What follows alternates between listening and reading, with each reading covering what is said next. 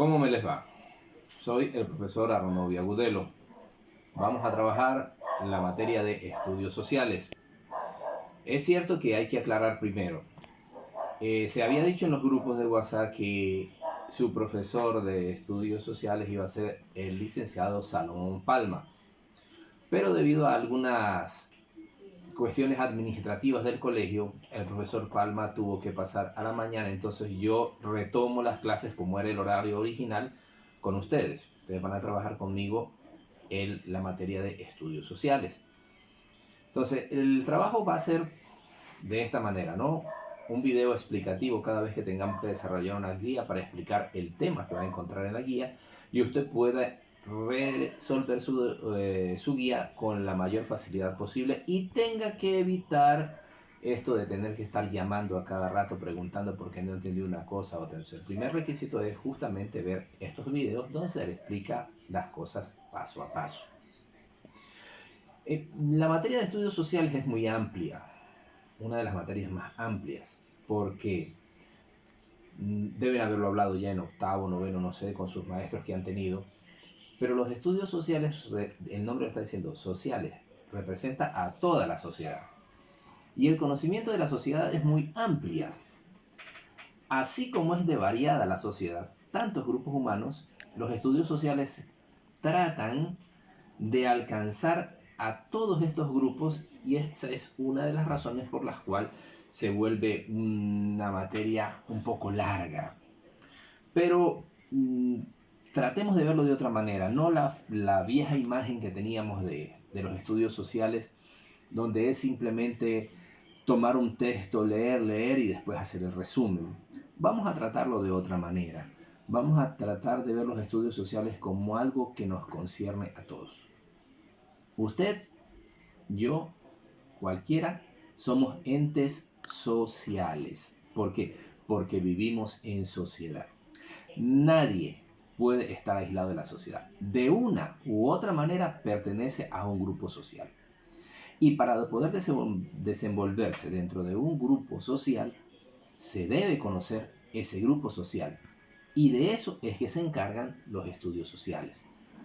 De hacer un estudio un poco global de todos los entornos sociales para que cada ser humano pueda identificarse con ese grupo al cual pertenece. Tomemos ejemplo. Usted pertenece a la sociedad esmeraldeña porque vive en Esmeraldas. Sí, eso no lo podemos negar. Pero para poder entender al esmeraldeño hay que conocer cómo es la sociedad esmeraldeña. Porque usted se da cuenta que no es lo mismo vivir en Quito, vivir en Guayaquil, vivir en Roma, vivir en Beijing, vivir en Sydney, ¿sí? De pronto nombres que usted ha escuchado por ahí, saben que quedan por otro lado y no los identifica, pero poco a poco los iremos identificando. Pero son culturas diferentes. Basta simplemente aquí en nuestro país ver que hay, decimos, costeños, serranos, y ya hay mucha diferencia. Entonces, para poder entender la sociedad, yo tengo que conocer los estudios sociales, que son parte de las ciencias sociales. Ojo, no confundir, no es lo mismo estudios sociales que ciencias sociales. Ciencias sociales se refiere a todas las investigaciones científicas que implican la sociedad. Por eso ahí uno encuentra que sociología, antropología, historiografía, ¿qué más puede ser en este caso? La geografía, o sea, todas las ciencias. Inclusive criminalística, legislación, todo eso pertenece a las ciencias sociales. Mientras que los estudios sociales es un grupo de materias que me ayudan a entender los grupos sociales. No toda la sociedad, grupos sociales. Por eso nosotros estudiamos los estudios sociales del Ecuador y de América, para entrar en contexto y encontrarnos dónde nos ubicamos. Cuando usted pase al bachillerato se va a dar cuenta que la visión va a ser más amplia. Se va a estudiar solo historia, pero ahí va a estudiar el contexto mundial. Nosotros vemos un poco el contexto latinoamericano, sobre todo, para poder entender lo que somos, a dónde pertenecemos, por qué el ecuatoriano es así de esta manera y no de la otra, por qué las relaciones entre Ecuador y el mundo son de esta o cual manera. Entonces los estudios sociales son su vida, no son cosas del otro mundo. No piense que se está estudiando otras cosas, no, se está estudiando la realidad que usted pasa. Imagínese ahorita la situación que tenemos con el dichoso COVID-19. Ese es un problema social.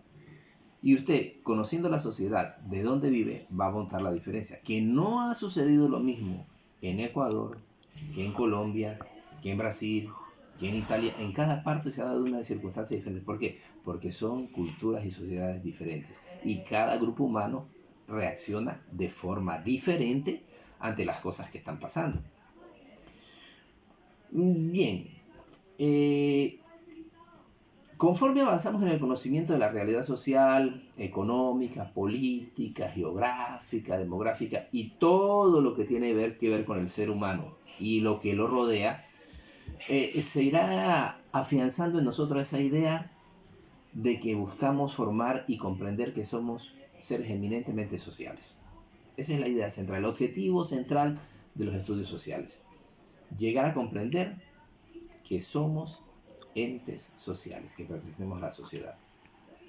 Ahora recordemos un poquito. En noveno, ¿cuál fue el recorrido que se hizo en el proceso histórico? En noveno se hizo un recorrido por el proceso de la conquista y colonización de América. Se habló del descubrimiento de América, de las consecuencias, cómo llegaron los españoles, cómo fueron colonizando diferentes zonas, y los europeos, no solamente los españoles, vieron que unos colonizaron Norteamérica, otros colonizaron Centroamérica, otros a Sudamérica, otros una parte de lo que hoy es Brasil. Entonces, vimos el proceso de la colonización de América y cómo este proceso se incrustó dentro del cambio mundial que se estaba dando, porque ahí tocó hablar un poquito de lo que estaba pasando en Europa. ¿Por qué se vinieron acá a América a descubrir estas nuevas tierras? Entonces, lo que pasó en América no fue una coincidencia, una casualidad. Ay, es que pobrecito Colón no tenía nada que hacer y se fue a descubrir América y llegó acá. No, Colón vino acá por un objetivo, porque algo estaba pasando en Europa y necesitaban encontrar nuevos territorios, ¿sí?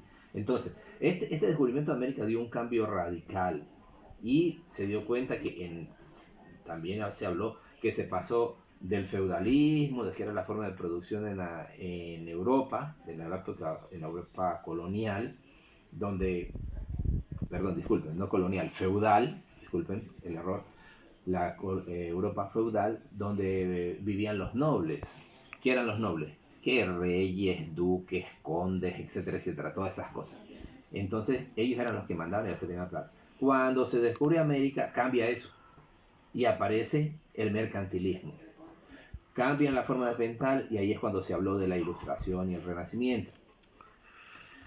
Esos cambios en el mundo llegaron acompañados de los grandes descubrimientos científicos. Recuerdan que se habló de los grandes avances científicos que se dieron a raíz del Renacimiento, ¿sí? Que luego esos descubrimientos y esos avances científicos vinieron acompañados de la Revolución Industrial. La Revolución Industrial, sobre todo en Inglaterra, ayudó a que se diera el proceso de independencia de los Estados Unidos. No sé si recuerdan la escena más llamativa de la independencia de los Estados Unidos, el asunto de el motín del té, ¿ya? Cuando los que vivían en las colonias norteamericanas querían independizarse de Inglaterra, entonces para atacarlos quemaron un cargamento de té que estaba anclado en el puerto de Boston, y como eran los ingleses no pueden vivir sin té, pues entonces, ¿y cómo lo hicieron? Que se disfrazaron de indios y sobre barco. Eso deberían haberlo visto, ¿no? Me imagino que sí, espero que sí. Entonces, de todas maneras se los recuerdo. Pero todo eso viene apoyado de los cambios que estaban dando en Europa para llegar a la libertad. Empezó la libertad con los Estados Unidos de Norteamérica, ¿sí? Y eso fue replicándose hasta que vinieron, después fue bajando los procesos independentistas, bajaron a la independencia de Centroamérica hasta llegar acá el proceso de independencia de la América hispana. La posta del poder aquí, cuando llega la libertad, dijimos que la nobleza europea dejó de mandar acá y comenzaron a mandar las élites criollas de América. ¿Quiénes eran los criollos? Los hijos de los españoles pero nacidos acá en América que no tenían poder. Y de ahí surge el asunto de la independencia. También se revisó un poco en noveno la economía ecuatoriana, los recursos, los sistemas de producción que tenemos en Ecuador, cómo es que esto apoya que nuestra patria se mantenga, etcétera, etcétera. Ahora en décimo, ¿qué es lo que vamos a hacer? Vamos a hacer un acercamiento más a nuestros tiempos, a los tiempos actuales, ¿sí? Los últimos años del milenio anterior, los últimos siglos, ¿sí? El siglo XIX, el siglo XX, aquí tocaremos esos grandes hechos del siglo anterior, como fueron las guerras, ¿no? Las grandes guerras mundiales, la primera, la segunda, las consecuencias que trajo eso, cómo cambió el mundo después de las guerras, cómo quedó formado el contexto de la agrupación de las naciones, quién pasó a dominar, ya no pasa a dominar los europeos, sino ahora dos grandes potencias que se formaron. Entonces, eso es lo que vamos a ver en el proceso de décimo año, sobre todo, la contemporaneidad, ya la historia más cercana a nosotros. Estamos hablando de los últimos siglos del milenio anterior y el inicio de este, ¿no? Nosotros, recuerden que ya estamos en el tercer milenio y estamos en el siglo XXI. Entonces, esas son las cosas que vamos a tratar de analizar y comprender para acercarnos a comprender la contemporaneidad con sus realidades y los contrastes que hay en los tiempos actuales, ¿no? Las diferencias abismales que hay entre unos países ricos y otros pobres, la sociedad mismo, la sociedad de los ricos, lo de los pobres, la cuestión de las opiniones políticas que se habla de izquierda, de derecha. Bueno, esas cosas se van a profundizar en décimo. Con esto hemos hecho una pequeña revisión de noveno y hemos visto una introducción a décimo. Pero bien, el trabajo de hoy no es en base a esto todavía, porque estamos todavía en periodo de ambientación, de motivación. Sabemos que venimos un poquito adormitados de esos largos meses de vacaciones que hemos tenido, algunos desesperados por salir, no tanto por ir al colegio, ya lo sabemos, pero sí por salir. Pero igual estamos en una situación que tenemos que comenzar a retomar el ánimo, ¿sí? Retomar esas ganas de prepararnos, de sentirnos útiles, de hacer cosas. Quizás ahora que hemos estado encerrados hemos valorado tanto el encontrarnos con nuestros compañeros, de ir al colegio, de tener algo que hacer, porque a veces estoy seguro que usted se desesperará porque lo mismo en la casa también se cansó, ¿verdad? Pero bueno, entonces por eso la primera guía de trabajo que les he subido es una guía muy simple, es una guía donde usted se va a identificar con este momento que estamos pasando, ¿sí? ¿Cómo es convivir con la epidemia del coronavirus? Básicamente sobre eso va a tratar la guía. Lo que vamos a hacer son preguntas simplemente de reflexión, ¿sí? Como por ejemplo, cosas que usted ya sabe. ¿Qué es el coronavirus? Los síntomas, quiénes corren más riesgo con esta enfermedad, qué acciones se deben tomar. Y estas preguntitas usted las va a responder, desde ahora le digo, para su portafolio. Ya todos los profesores han hablado del portafolio. En sociales usted también tiene que hacer su portafolio. ¿Y cómo lo va a hacer? Obviamente este primer trabajito que está aquí son las preguntas de reflexión. Usted las va a redactar y responder, ¿sí? Con ayuda de la televisión, de preguntando a los adultos, de una revista, consultando en internet, como quiera, o de lo que usted ya sabe. Lo va a resolver escribiéndolos, redactándolos. Puede ser en una hoja de carpeta, en una hoja en blanco, en un cuaderno usado, en hojas de cuadernos que las va a sacar y las va a reciclar, como usted quiera. Si usted quiere lo puede hacer en la computadora. Solamente que tiene que estar presente que después las tiene que imprimir. Porque este portafolio, obviamente que va a ser evaluado, va a ser calificado. Usted no va a trabajar por gusto. Ese trabajito que está haciendo semana a semana, lo va a ir guardando y cuando sea el momento de reencontrarnos ya, como se dice, en vivo y en directo, entonces se le va a pedir que presente el portafolio con todos estos trabajitos que usted ha hecho. Entonces, usted lo puede hacer en la computadora, pero tenga en cuenta que debe tenerlo bien almacenado para que lo imprima y lo presente cuando se lo soliciten. Pero si usted no quiere hacer a mano, puede hacerlo a mano. Si quiere hacerlo en hoja de carpeta, en hojas en blanco, como quiera. Lo importante es que usted tenga su portafolio y su evidencia de que ha trabajado. Luego hay una segunda parte en la guía donde te manda a hacer un listado de las normas de prevención para evitar el contagio del coronavirus. Esto no va a ser difícil porque esto lo pasan todos los días en la televisión, en la radio, sale en el periódico. Entonces usted va a hacer esa listita, ¿sí? El tercer punto es opcional. Cuando se dice opcional es que usted puede hacerlo o no puede hacerlo. Ahí hay un link para que usted pueda conectarse a un video donde explica estas cuestiones del COVID-19.